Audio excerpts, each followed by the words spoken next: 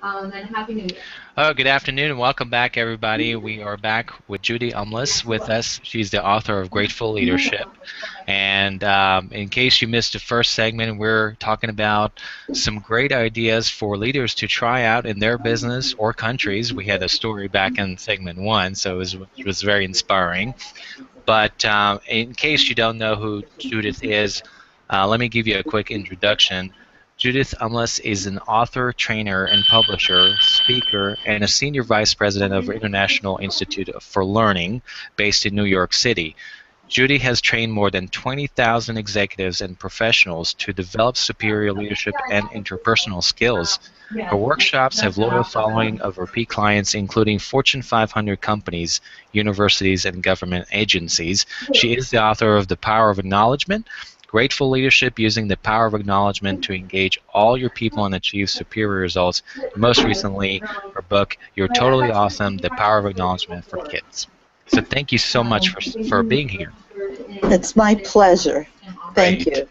Great. And so let's dive in and give some tools or ideas for in your book you share the 5 C's or 5 practices of grateful leadership. Would you mind and just kind of walk through us on each one and how important they are? Sure, and the reason I developed this is that people said to me, okay, we love the course, we love what you're saying, we want to put it into practice. How do we do that? Mm-hmm. And I created something that really has been picked up all over the world called the 5 C's of Acknowledgement for Grateful Leaders. Mm-hmm. And you don't necessarily have to be one when you first start, but by the time you finish using this tool on a regular basis, you will be. And the first C is for consciousness. We all have acknowledgments in our minds for the people around us that we just don't bother to deliver, or we're afraid to deliver, or we're embarrassed to deliver. And we don't realize that we have them floating around. We just kind of ignore them. We look at them like they're pretty colored tropical fish in a tank. Mm-hmm. Oh, there goes one. There's another one. That person is so phenomenal. I would never make it without having her on my team. She's so full of energy and enthusiasm, and if she ever left, I would do myself in. But do I tell her? A lot of people don't, and that leads to so many good people leaving good jobs in good companies because Right. they don't feel appreciated. And so that's the first C. And I just want to say that I've had a couple of really dramatic examples in training sessions I've led. I always ask people at one point or another, when was the last time you were acknowledged for your work? Was it within the past week, month, day, or not at all? And most often I get within the past week. And sometimes within the past year, which makes me a little bit sad. But just I can count on this hand how many times I've gotten not at all.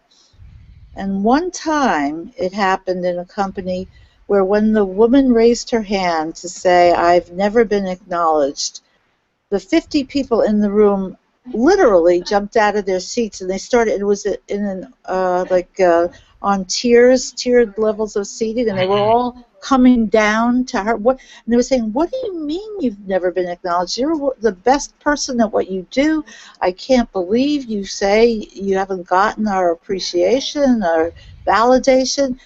And they're telling her how wonderful she is, and she started to cry.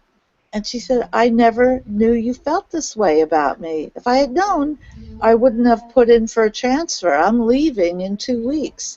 Oh my And, goodness. and they were horrified. They were absolutely horrified. So that's the kind of thing. People thought those things, but they just never said them.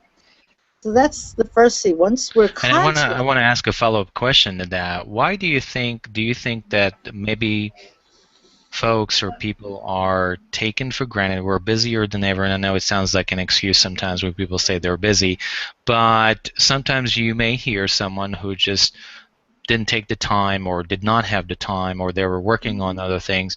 Why why are we not taking the time to acknowledge and taking people for granted? Well, I hear so many reasons why people don't deliver that acknowledgement that's in their heads. And Hmm. it can be anything from fear that they're going to be hit up for a raise, which is Hmm. almost never the case when you give a heartfelt acknowledgement. And I want to emphasize the kind of uh, appreciation that I'm talking about when I say acknowledgement is a heartfelt communication that lets the person know their value and the Right. difference that they make. So when they get that, and it must be authentic, that's the other critical aspect of it. If Hmm. it's not authentic, it's worthless. It's worse than worthless. It's Right. damaging. So the people have all their reasons. That sometimes, there was one woman who said if she got anything out of my course, which she did, the most important thing was that the embarrassment she felt in the past about acknowledging people always stopped her. Now she was going to be embarrassed and acknowledge them anyway. So Okay. people get stopped very easily by emotions that come up. They're afraid Hmm. to be seen as soft. Hmm. And women in particular have a fear of being considered soft, but men have that as well. Right. Right. And I do a whole segment in my courses now, which I added recently, on vulnerability and leadership. How allowing ourselves to be vulnerable as leaders and express that heartfelt Hmm. appreciation goes a phenomenal distance in having people want to do their absolute best for you. That's great, which will be a reminder for us on future video casts or interviews to talk about that, because that's a great topic. And I'm Yeah. sorry to interrupt. So continue about the 5 C's. I know you've got some great material there. Thank you. Thank you. Well, the first C of consciousness is one that's really the critical first step. The second C is for choice, because once you are conscious of the acknowledgement now, you don't automatically have to deliver it. You still can say, no, I'm going to wait. Of course, if you wait, you'll never do it. Hmm. People forget. They just say, oh my goodness, I didn't take the time. And now that person has left the company, or now that person has died. I have examples of these, wasted acknowledgments that should have been delivered and weren't, and what happened as a result of that.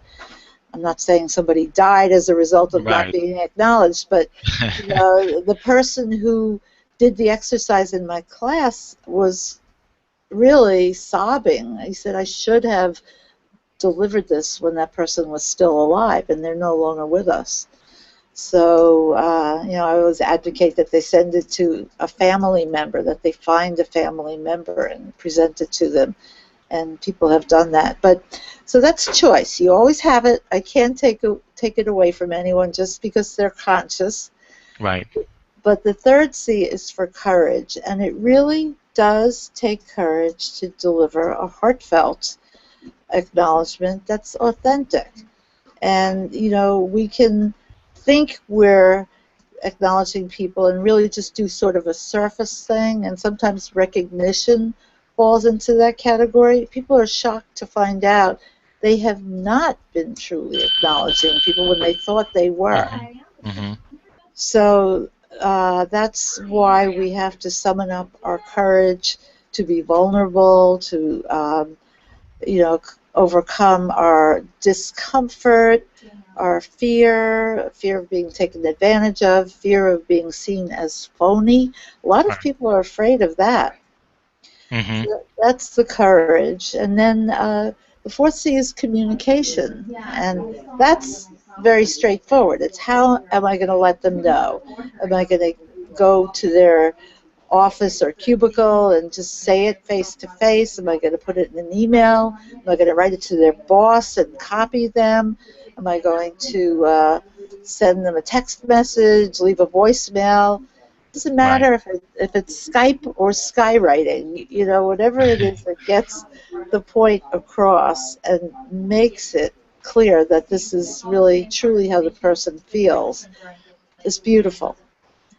And the fifth C is for commitment, because once people see how their recipients of the acknowledgement light up and stand taller and look proud, and how their work becomes better as a result of it, they just say, how am I going to incorporate this into our culture?